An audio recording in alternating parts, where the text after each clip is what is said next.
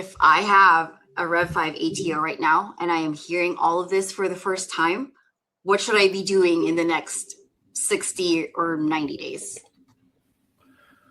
I mean, first and foremost, I think the implementing VDR is what you have to do now, because that's the thing. Like, if you don't have the automation around your vulnerability management, that is a deadline at the end of this year, right? And then you get 3 months grace, and then they kind of said, we're not telling you what we're going to do yet, but they're going to do something. We'll see.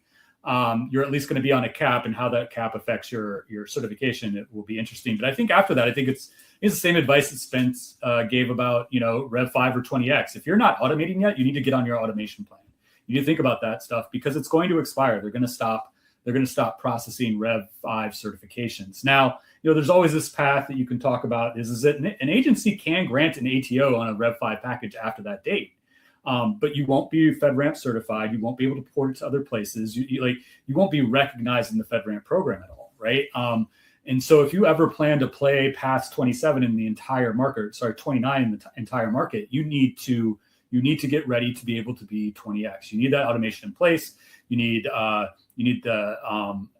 modern architecture. You need all of those things that allow 20X to do its magic, right?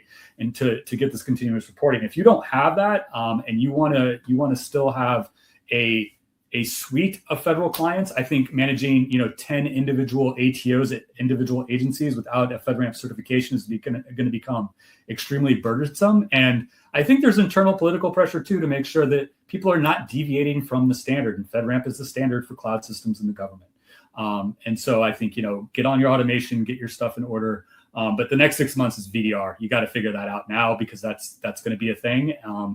And then you got to really plan of, do I want to stay in this space? And if I do, I better get on some modern architecture, get some automation in place, and make sure that I'm ready to look at, to support continuous validation. It's what's going to happen.